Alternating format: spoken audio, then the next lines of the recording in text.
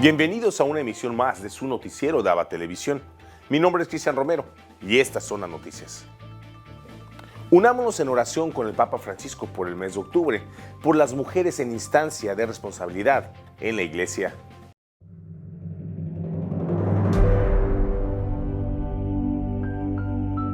A ninguno lo bautizaron cura u obispo. A todos nosotros nos bautizaron como laicos. Laicos y laicas son protagonistas de la Iglesia. Hoy es especialmente necesario ampliar los espacios con presencia relevante femenina en la Iglesia.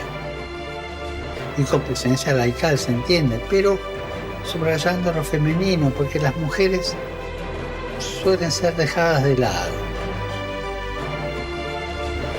Hemos de promover la integración de las mujeres en los lugares donde se toman las decisiones importantes.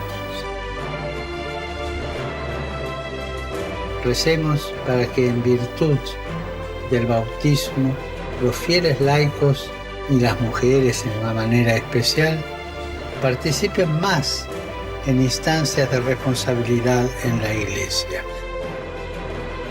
sin caer en los clericalismos que anulan el carisma laical.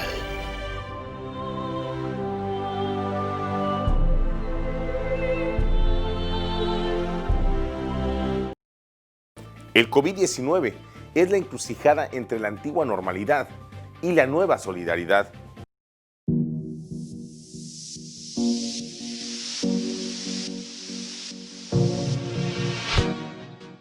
My name is Monsignor Robert Vitillo, and I serve as the Secretary General for the International Catholic Migration Commission.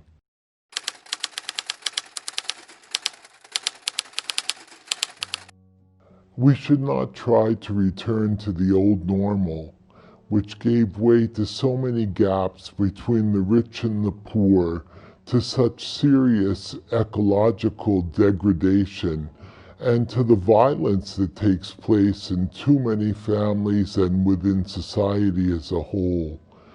We must strive to renew the face of the earth with the grace of the Holy Spirit.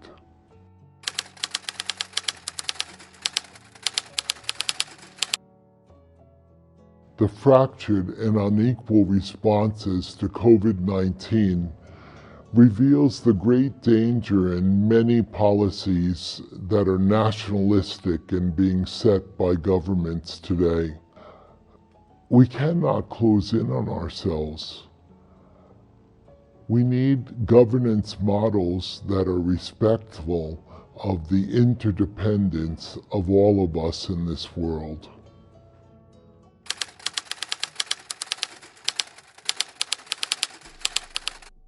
The UN and its specialized agencies should play an important coordinating and technical role in the response to COVID-19. The UN also should be promoting access to any vaccines and treatment for COVID-19 to all people, as the Holy Father has appealed.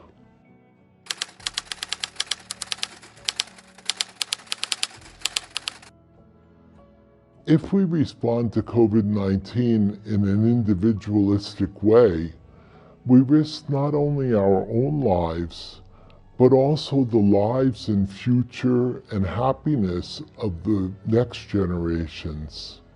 Can we avail ourselves of God's love and mercy and combine that with the scientific knowledge that we are acquiring and solidary action in order to develop the most effective strategy and action against COVID-19. Han liberado al misionero Luigi Macali, que había sido secuestrado por los yihadistas en Mali. Con este mensaje en Twitter, el primer ministro italiano ha anunciado la liberación del sacerdote Luigi Macali, secuestrado en Níger el 17 de septiembre de 2018. En abril sus captores enviaron este vídeo al periódico italiano Avvenire para mostrar que estaba vivo. La liberación es fruto del trabajo de servicios secretos franceses e italianos. También fueron liberados el italiano Nicola Chiacchio, que viajaba como turista en Mali, y la voluntaria francesa Sophie Petronin. Como intercambio por los rehenes, las autoridades de Mali han liberado de la cárcel al menos a 100 yihadistas. Hace un año el Papa pidió la liberación del misionero durante un encuentro con otros religiosos de su orden, la Sociedad de Misiones Africanas.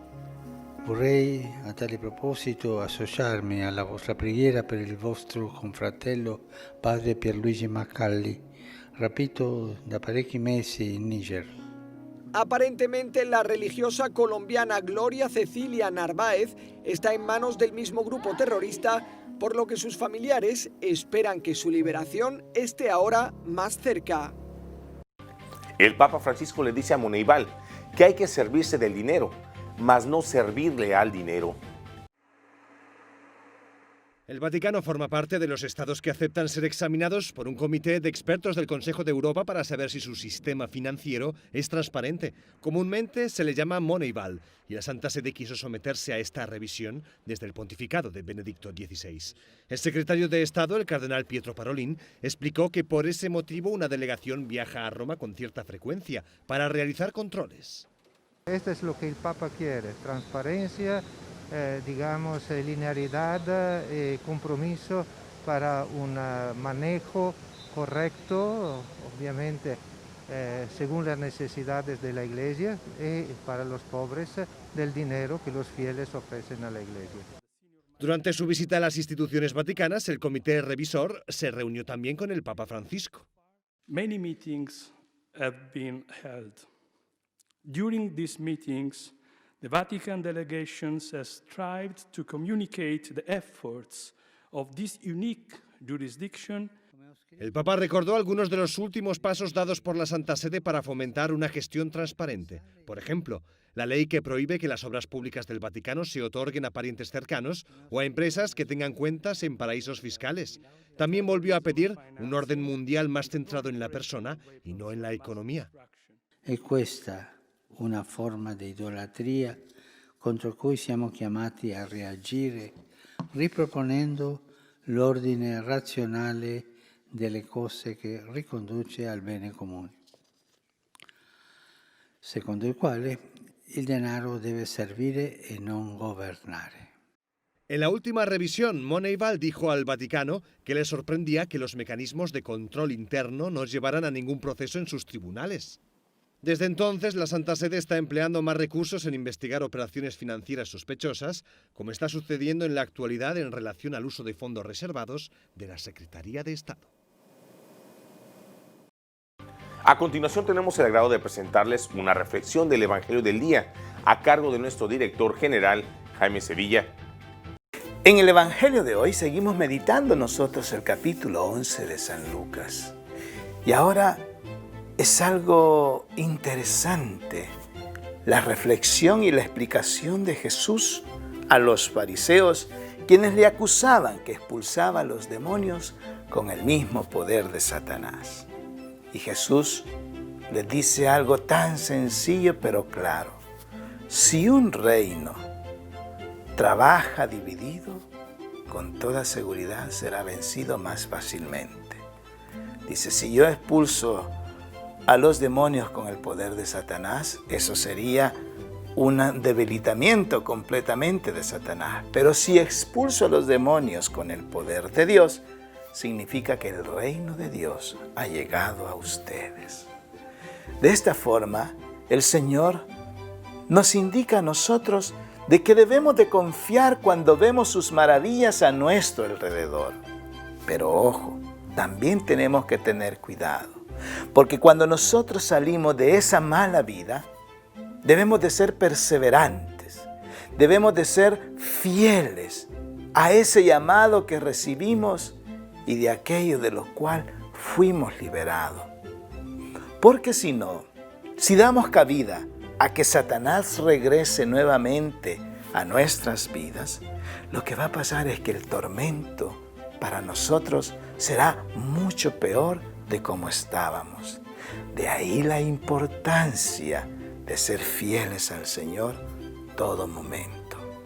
Mis queridos hermanos, el llamado de hoy es para identificar siempre la gloria de Dios en aquellas obras que ha hecho en cada una de nuestras vidas y sobre todo a permanecer fiel a Él, fiel a su amor, fiel a su obra, fiel a su reino, fiel a su compasión. Hoy le pedimos al Señor que nos dé su gracia, la gracia de la fidelidad a su llamado. Que así sea.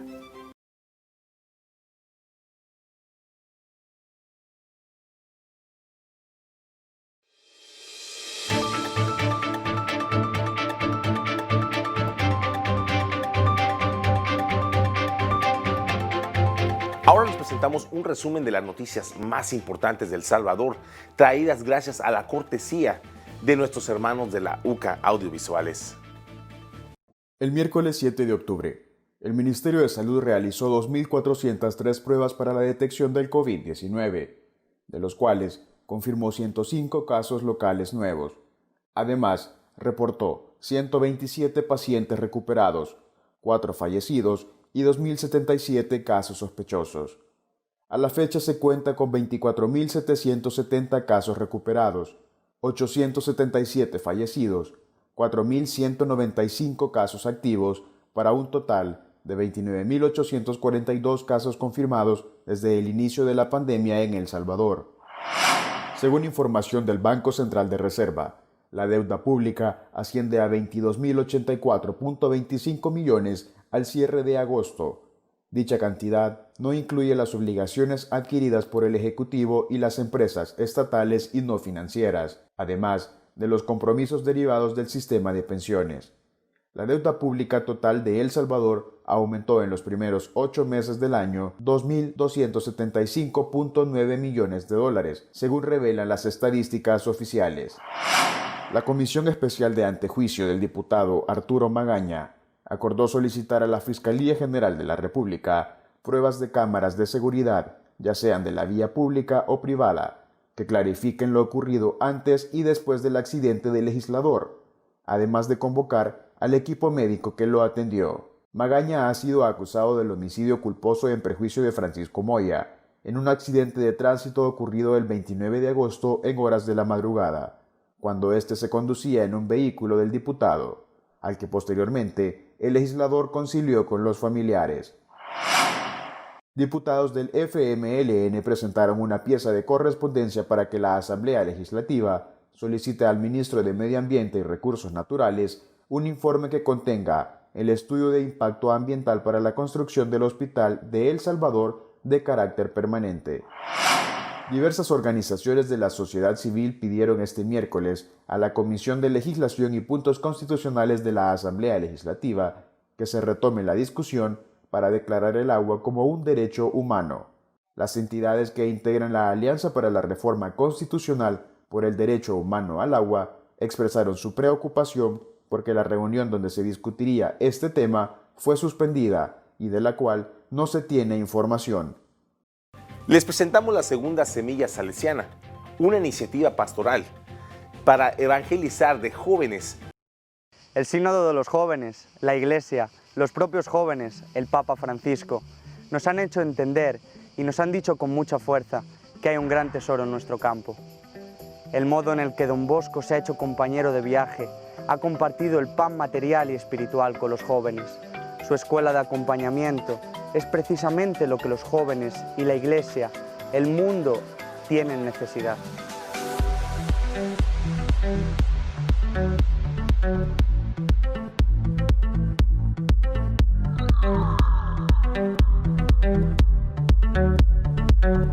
Es un verdadero tesoro del espíritu, porque en Don Bosco se condensa una espléndida armonía, tanto la herencia espiritual de San Ignacio, pensemos en los ejercicios espirituales y en la importancia que tuvieron para Don Bosco, como la inmensa herencia de San Francisco de Sales, pensemos en la amistad y en la amorevolezza, en el sistema preventivo. Todo esto vivido en Baldoco, en un ambiente en el que está abierto a todos y al mismo tiempo transforma la vida de quienes entran en esta casa y respiran el espíritu familiar que se vive allí.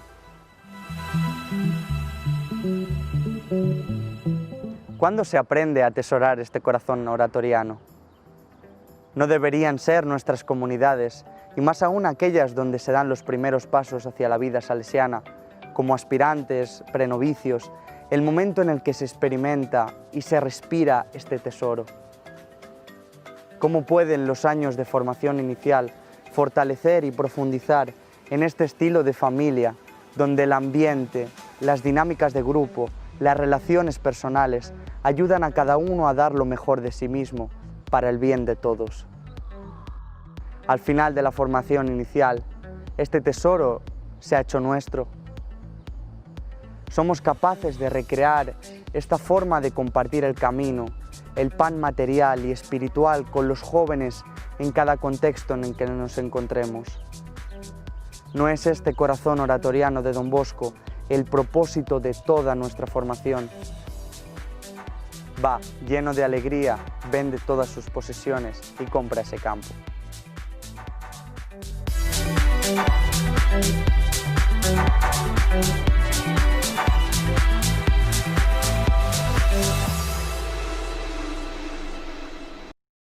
Ahora nos vamos a Sudamérica con nuestro amigo el padre Manuel Rodríguez Rodríguez, misionero claretiano de nuestra cadena hermana JN19 Televisión, con un segmento especial de lo que acontece desde Lima, Perú. Reporta para la cadena de televisión ABBA y JN19 del Perú el padre Manuel Rodríguez Rodríguez, misionero claretiano desde Lima. Ayer el presidente del gobierno, en una conferencia de prensa, dijo dos cosas importantes. La primera es que el decreto por el cual las personas de la tercera edad solo podían salir interdiario y recorrer máximo 500 metros ha quedado anulado y queda supeditado a la responsabilidad de las personas, tanto de la tercera edad como de los demás, porque todos tenemos que cuidarnos. Segundo, ha dicho también que el cronograma para recibir el bono universal familiar de 760 soles, que corresponde a 8,5 millones de familias, pues ya está preparado. Y a partir de este sábado se comienza a distribuir ya este bono. Cada uno tiene su día y su lugar. Hay 25 financieras que están dispuestas a hacer esta entrega. Esto durará hasta el mes de diciembre para que no haya mucha congestión. También en cuanto a lo religioso, siguen los templos cerrados en Lima y en muchos lugares también. Únicamente hay algunas diócesis, como por ejemplo Chiclayo, al norte, donde tienen misas por la mañana a las 7 y a las 8 y por la tarde también a las 7 y a las 8. Pero en general están todos cerrados y se espera que en el mes de noviembre se abran, pero de momento solo para orar. Todavía la liturgia no. Esperamos nuevas directrices del arzobispado. Los padres de familia están preocupados porque sus niños y adolescentes, sus hijos, fueron inscritos en el mes de marzo al inicio para prepararse a la primera comunión y a la confirmación y no ha podido realizarse. Están llamando, están preguntando qué se puede hacer, cuándo se va a iniciar y todavía estamos esperando desde el arzobispado las normas pertinentes. Se ha publicado la ley de trabajadores y trabajadoras del hogar, que quedan bastante semejantes a la ley general del trabajador. Tienen que trabajar 48 horas a la semana, tienen también las gratificaciones de julio y de diciembre, y el sueldo tiene que ser un poco más del sueldo mínimo, que actualmente son 930 soles. Las personas que quieren dar culto al Señor de los Milagros lo están haciendo por el programa oficial, pero siempre virtual. hay grupos que se reúnen todos los días también por el internet para dar este culto que tiene tanto raigambre y que es tan beneficioso. Informó desde Lima el padre Manuel Rodríguez, misionero claretiano.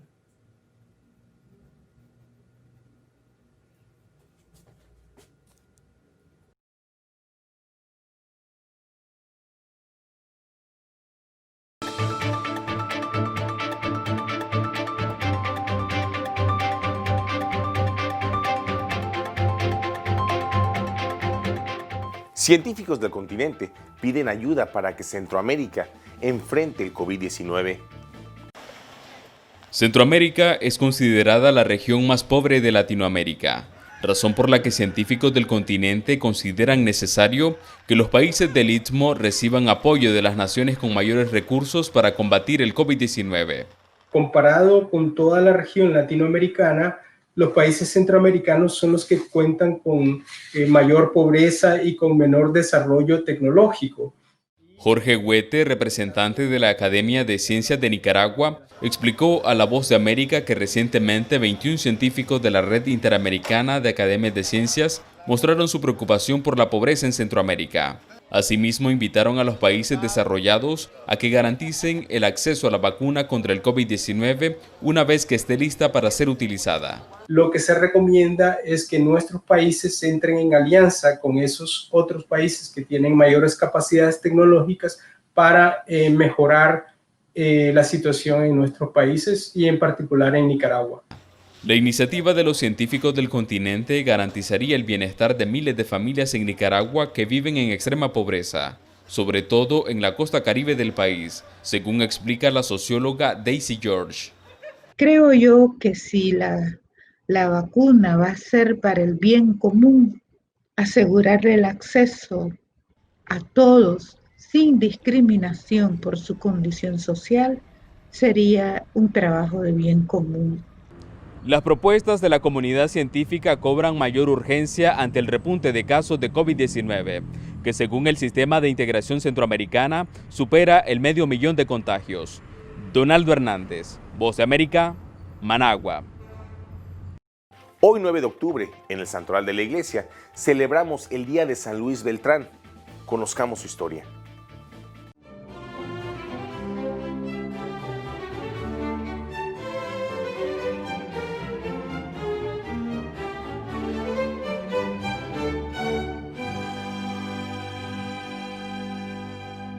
A medida que hablaba sobre la pasión y muerte del Salvador, las sentidas palabras de Fray Luis Beltrán calaban profundamente entre los nativos que abarrotaban el centro del caserío de la isla de San Vicente, mientras un silencio fervoroso reinaba en el ambiente. Sin hacer ruido, el imponente cacique del lugar y su séquito se acercaron, se quedaron a prudente distancia y también fueron atrapados por el mensaje. Al terminar su sermón, el mandamás se acercó a Fray Luis y le pidió que le explicara cómo era la cruz de la que hablaba. Entonces el santo, sin decir palabras, se acercó a un frondoso árbol que estaba en el centro de la plaza, se recostó contra su abarcadura imitando a Jesús crucificado, y al instante el tronco, como si fuera de plastilina, se fue ahuecando. Al retirarse, quedó impresa en la corteza una larga cruz acanalada de las mismas proporciones y estatura del monje. Ni qué decir que el cacique y todos los presentes cayeron de rodillas, se hicieron bautizar en el acto y convirtieron este sitio en lugar de peregrinación. Luis Beltrán Eixarch, nacido el 1 de febrero de 1526 en Valencia, España, por el influjo de su piadosa familia, cuya madre era descendiente de San Vicente Ferrer, quiso imitar en todo a este santo.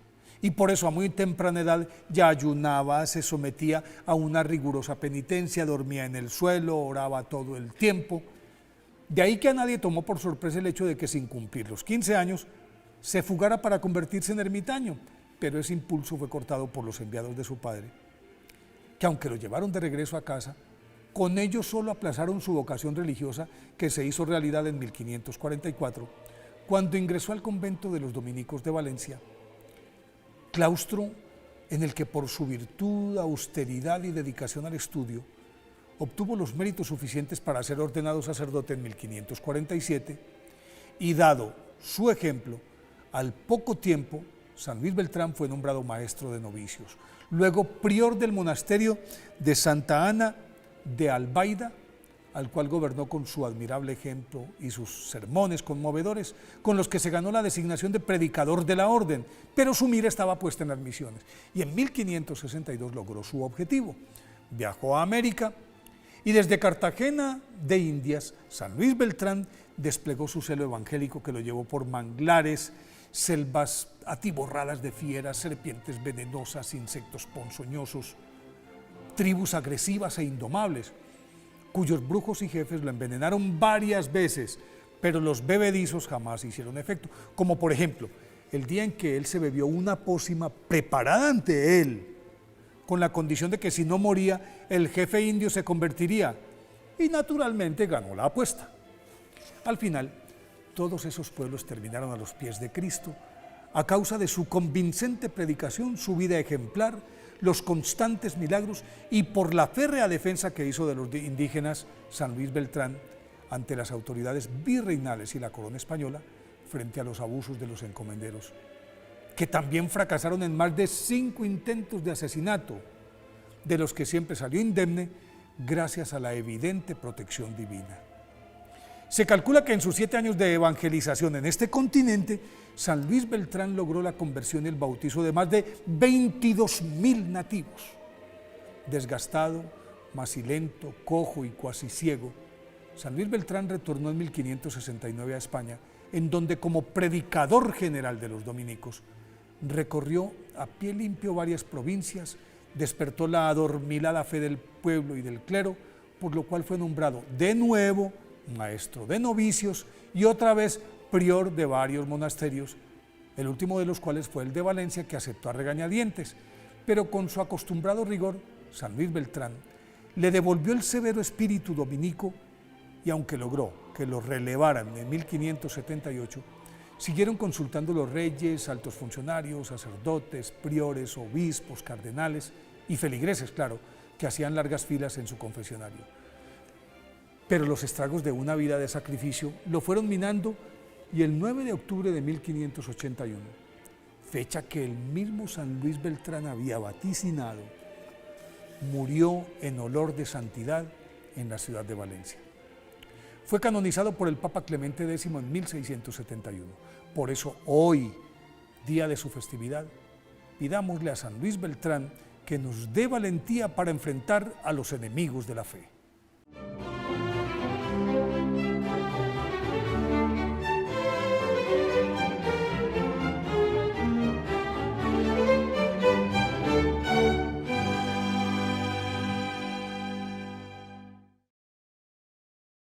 Y para el final del noticiero del día de hoy, los invitamos a disfrutar del segmento El Minuto de San Óscar Romero.